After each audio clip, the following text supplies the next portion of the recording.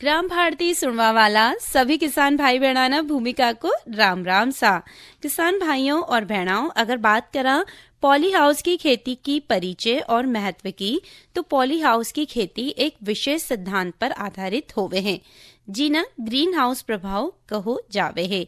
इस सिद्धांत के अनुसार यदि किसी भूभाग पर पॉलिथीन या किसी अन्य आवरण से ढको जावे है, तो उन भूभाग को तापमान सामान्य वातावरण के तापमान से 5 से 7 सेंटीग्रेड अधिक हो जावे है।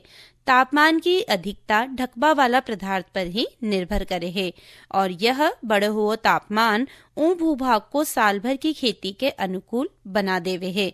ढका जावा वाला पदार्थ का आधार पर ये संरचनाएं पॉलिथीन का उपयोग कर बनाया जावा वाला ढांचा पॉली हाउस कांच का उपयोग कर इन प्रकार की संरचना बनाई जावे हैं।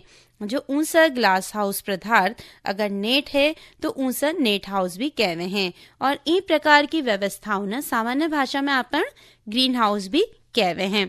अगर बात करा प्रो ट्रे पौधा तैयार करवा की, तो प्लास्टिक ट्रे यानी कि प्रो ट्रे प्लास्टिक की बनी हुई ट्रे होवे है, जिमा सांचा नुमा छोटा छोटा कक्ष होवे हैं और यहाँ सभी कक्षा में बीज डालकर ट्रे ने नियंत्रित वातावरण में रखकर पौधा तैयार किए जावे हैं। प्रो ट्रे में पौध तैयार करवा का तरीका होवे है जैसे कि मिश्रण माध्यम तैयार करवो। प्रो ट्रे में मृदा रहित माध्यम भरो जावे है और यह माध्यम निमीकृत कोकोपीट, परलाइट और वर्मिकुलाइट को मिश्रण होवे है। ई माध्यम ने तैयार करवा के लिए साफ जगह या पक्का फर्श पर पॉलिथीन बिछाकर 2 तगारी कोकोपीट, 1 तगारी परलाइट और 1 तगारी वर्मिकुलाइट डालकर ई मिश्रण पर छिड़कनी चाहिए। पर पानी मिलाते समय हमेशा याद रखा है कि मिश्रण न तो सूखो रहनी चाहिए और न ही अधिक गीलो रहनी चाहिए। ऐसे मिश्रण को साफ सुथरी और उपचारित प्रो ट्रे में भर दिए जावे हैं। ई माध्यम में वर्मिकुलाइट, परलाइट और कोकोपीट को अपनो अधिक महत्व होवे है। वर्मिकुलाइट में 2 भाग एल्यूमिना, 1 भाग सिलिका होवे है और यह फैलवा वाली खनिज क्ले होवे है, जिमा जल धारण क्षमता अधिक होवे है।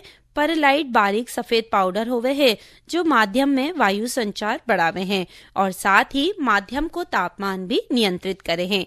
कोकोपीट कार्बनिक पदार्थ होबा के साथ माध्यम न बांध कर रखबा को कार्य करे है। अगर बात करें प्रो ट्रे में बुवाई करवा की, तो बुवाई करवा के लिए उन्नत किस्म के उपचारित बीजा न इस्तेमाल करनी चाहिए। प्रो ट्रे में छोटा छोटा कक्ष होवे है और एक कक्ष में एक बीज डालबो जरूरी होवे है। बीज न उंगली से इतनी गहराई तक दबा देनी चाहिए कि ऊपरी भाग सतह पर दिखाई दे और इसके बाद प्रो ट्रे पर एक पतली परत के रूप में माध्यम डाल देनी चाहिए। तत्पश्चात झारा की सहायता से हल्को पानी दियो जावे है और पानी देवा के बाद पॉलिथीन और थर्मोकोल शीट से प्रो ट्रे न ढको जावे हैं, जिसे समतल स्थान पर जमीन से ऊपर रखवा हेतु लोहा का लकड़ी का स्टैंड को इस्तेमाल करनी चाहिए। अगर बात करा प्रो ट्रे में पौध का रख रखाव की, तो बुवाई का 2 दिन बाद में प्रो ट्रे के ऊपर से आवरण पॉलिथीन थर्माकोल शीट न हटा दियो जावे है और 1 दिन छोड़कर 1 दिन पानी दियो जावे है। प्रो ट्रे न कीट रोधी नेट सा बना हुआ कक्ष में रखनी चाहिए, जिससे पौधा न कीट और रोग मुक्त रखो जा सके हैं। कक्ष न पॉलिथीन से ढककर तापमान नियंत्रित किए जावे हैं। इस प्रकार से 25 से 30 दिन में स्थानांतरण करवा योग्य हो जावे हैं। पौधा निकालता समय तना से पकड़कर प्रो ट्रे का कक्ष को अंगुली से ऊपर की तरफ उठाया जावे है, जी का माध्यम सहित पौध ट्रे का बाहर आ जावे है। असी पौध में जड़ियां सफेद धागा की तरह माध्यम के आसपास लिपटी रहवे है। यहाँ सभी वातावरण में शाम के समय पौधा न खेत में स्थानांतरित कियो जावे है और पौध लगावा का तुरंत बाद खेत की सिंचाई कियो जावे है। प्लांटिंग बेड तैयार करवा की अगर अपन बात करा, तो पॉली हाउस में प्लांटिंग बेड बनावा के लिए उन क्षेत्र में कंकड़, पत्थर और अवशेष हटाकर जमीन न समतल कर देनी चाहिए। जी के बाद वहां पर 20 टन तालाब की मिट्टी, 1 टन सड़ी हुई गोबर की खाद, 1 टन पीली मिट्टी प्रति 1000 वर्ग मीटर का हिसाब से डालकर अच्छी तरह से पानी भर देनी चाहिए। सिंचाई कर 3 से 4 दिन बाद रेखांकन कर लगभग 1 फीट ऊंची क्यारियों बनानी चाहिए। मृदा अधिक गीली और अधिक सूखी नहीं होनी चाहिए, क्यारियां भी जिसे नहीं बन पावेगी। इस प्रकार तैयार क्यारियां पर लगभग 10 सेंटीमीटर की परत माध्यम को मिलानी चाहिए। अगर बात करा प्लांटिंग बेड्स को निर्जमीकरण यानी कि फ्यूमिगेशन की, तो सबसे पहले तो क्यारियां न निराई गुराई कर खरपतवार और पुरानी फसल का अवशेष हटा देनी चाहिए।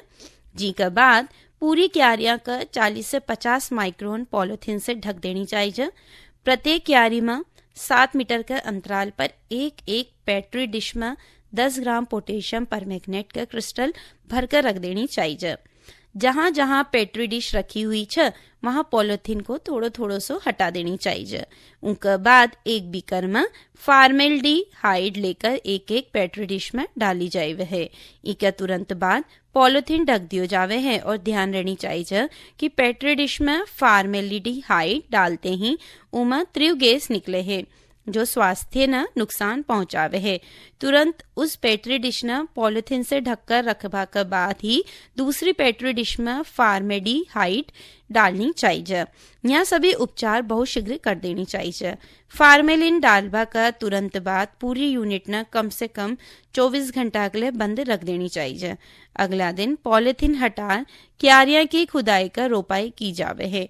फ्यूमिगेशन करवा से मृदा में उपस्थित कई प्रकार का हानिकारक जीव नष्ट हो जावे है, जिनसे फसल में कम से कम बीमारियां होवे हैं। पॉली हाउस में रख रखाव के लिए सिंचाई जल की EC 0.75 से कम और मृदा को pH 8 से कम होनी चाहिए।